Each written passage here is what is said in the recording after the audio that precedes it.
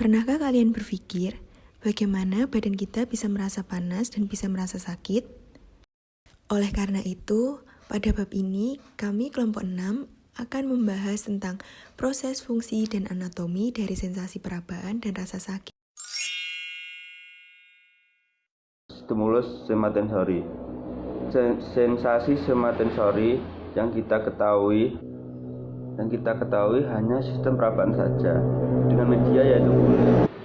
Padahal sistem somatensori terdapat 3 sistem yang terpisah yang saling berinteraksi dengan media yang berbeda.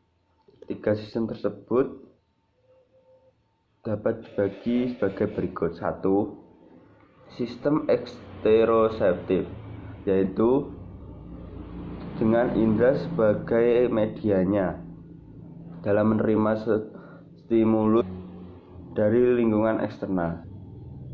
Sistem proprioseptif memonitor informasi tentang posisi tubuh yang datang dari reseptor di otot, sendi, dan organ keseimbangan. Sistem interoseptif, stimulusnya berupa informasi umum tentang kondisi dalam tubuh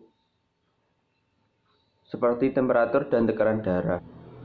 Akan tetapi, dalam bab ini akan lebih sering dibahas tentang sistem eksteroseptif dengan media indera kulit. Sistem eksteroseptif memiliki 3 bagian dalam mempersepsi stimuli. 3 bagian tersebut adalah bagian yang mempersepsi stimuli mekanik perabaan. Kedua, bagian mempersepsi stimuli termal atau temperatur. Yang ketiga, bagian yang mempersepsi stimuli noseptif rasa sakit. Manusia menggunakan sensitivitas getaran untuk menentukan benda yang disentuhnya. Sensasi rasa panas dan dingin disebabkan karena adanya perubahan suhu kulit dari biasanya dan yang ditimbulkan oleh benda yang disentuhnya. Kinestetis merupakan bagian reseptor dalam rangka otot yang merespon perubahan dalam otot sampai sistem saraf pusat, dan merupakan bagian reseptor dalam tendon yang mengukur kekuatan tekanan otot. Kulit adalah suatu organ yang menyelimuti dan melindungi bagian permukaan luar tubuh dari berbagai macam rangsangan dan gangguan. Bahkan, kulit menjadi organ terbesar dan terberat dari tubuh. Kulit mempunyai 3 lapisan, yaitu epidermis, dermis, dan subkutis atau hipodermis. 1. Lapisan epidermis. Epidermis merupakan lapisan kulit paling luar. Lapisan epidermis ini bersifat tipis dan avaskuler. Ketebalan epidermis berbeda-beda di setiap bagian tubuh. Seperti bagian epidermis yang paling tebal, terletak pada telapak kaki dan telapak tangan. Epidermis terdiri atas 5 lapisan, yaitu yang pertama, stratum corneum, merupakan lapisan terluar dan teratas dari lapisan epidermis. Lapisan ini tersusun dari sel-sel mati yang pipih, tidak berinti, dan tidak berwarna. Lapisan stratum corneum sebagian besar terdiri dari keratin. Permukaannya dilapisi oleh lapisan pelindung yang tipis, lembab, bersifat asam. Biasa disebut sebagai mantel asam. Yang kedua, stratum lucidum merupakan lapisan yang terletak di bawah stratum corneum. Lapisan ini tipis, jernih, dan mengandung eleidin. Hanya dijumpai pada kulit yang tebal, yaitu pada telapak tangan dan kaki. Ketiga adalah stratum granulosum, merupakan tempat sel-sel kulit menghasilkan lemak dan molekul lainnya. Stratum granulosum tersusun dari granula keratohyalin yang mengandung profilagrin, prekursor filagrin.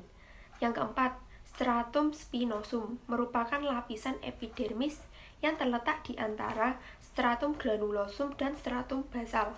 Sistem imunitas atau disebut dengan Langerhans cell juga terdapat pada lapisan stratum spinosum ini. Yang kelima, stratum basal.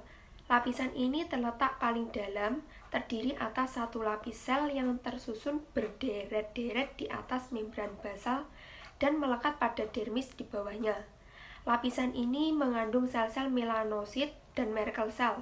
Sel melanosit merupakan sel yang tidak mengalami keratinasi dan berfungsi menghasilkan pigmen melamin. Setelah itu, juga menyalurkannya kepada sel-sel keratinosit melalui dendrit-dendritnya. 2. Lapisan dermis. Dermis merupakan lapisan tengah dari kulit yang terdiri dari dua lapisan, yaitu 1. Lapisan papiler, sifatnya tipis dan mengandung jaringan ikat jarang. 2. Lapisan retikuler, sifatnya tebal dan terdiri dari jaringan ikat padat. 3. Lapisan subkutis. Subkutis merupakan lapisan di bawah dermis atau hipodermis yang terdiri dari lapisan lemak. Pada lapisan ini terdapat jaringan ikat yang menghubungkan kulit secara longgar dengan jaringan di bawahnya.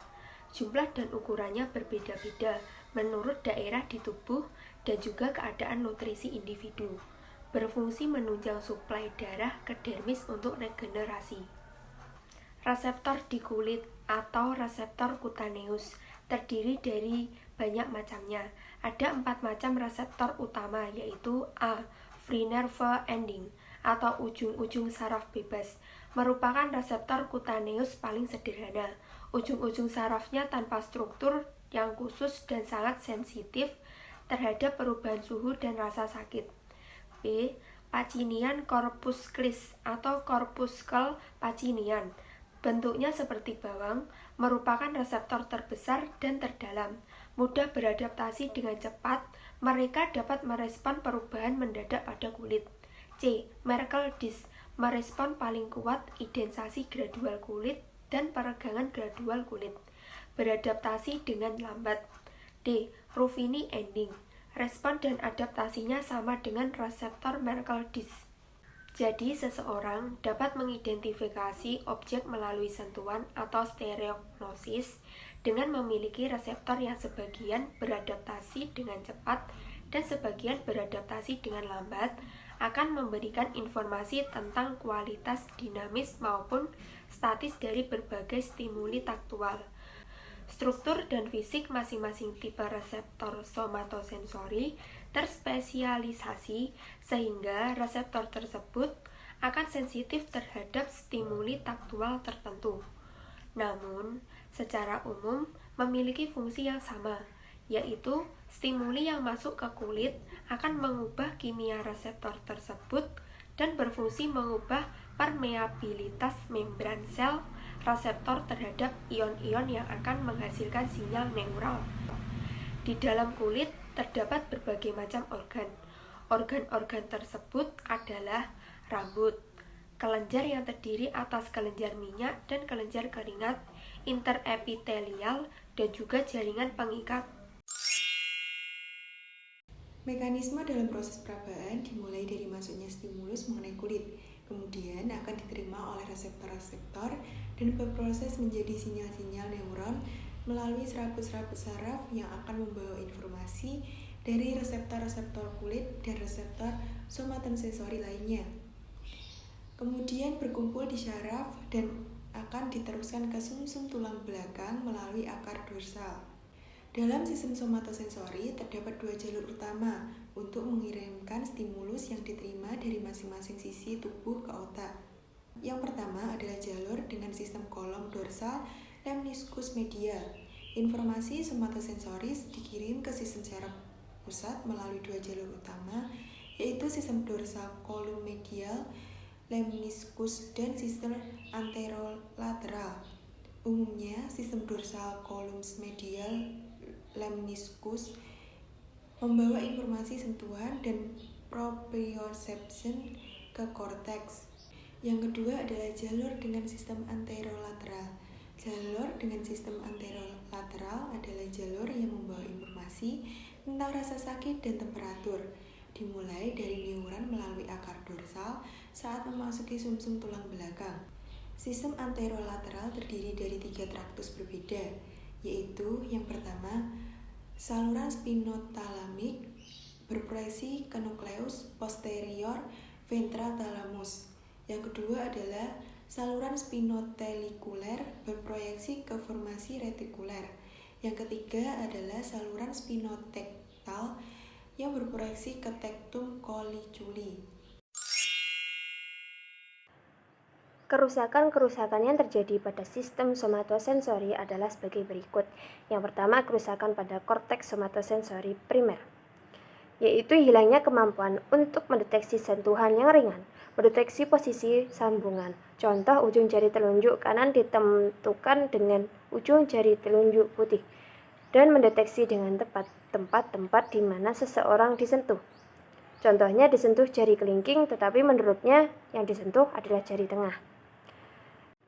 Yang kedua adalah agnosia somatosensori. Terdapat 2 tipe agnosia somatosensori, yaitu yang pertama asterognosia, yang kedua asomatognosia. Asterognosia sendiri yaitu seseorang yang mengalami hambatan dalam mengenali suatu objek melalui sentuhan, seperti stereognosis di atas. Tetapi tidak ada kelainan dalam intelektual maupun dalam saraf-saraf sensorisnya. Asomatognosia sendiri yaitu kegagalan untuk mengenali bagian tubuhnya sendiri. Pasien asomatognosia umumnya merasa bagian tubuhnya ada yang hilang dari kesadaran jasmaninya. Asomatognosia umumnya berkaitan dengan kerusakan hemisfer sebelah kanan.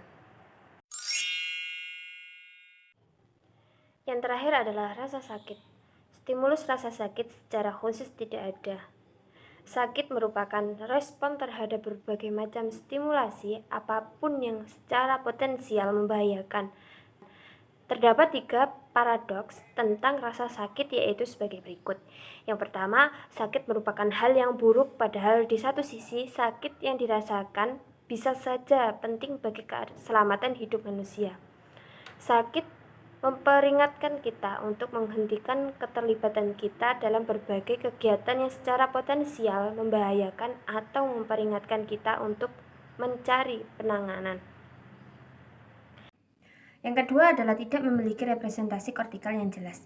Stimuli sakit mengaktifkan banyak korteks, tetapi setelah diteliti tidak ada satupun daerah korteks yang mengatur persepsi rasa sakit. Yang ketiga adalah rasa sakit dapat ditekan dengan efektif dengan faktor kognitif serta emosional.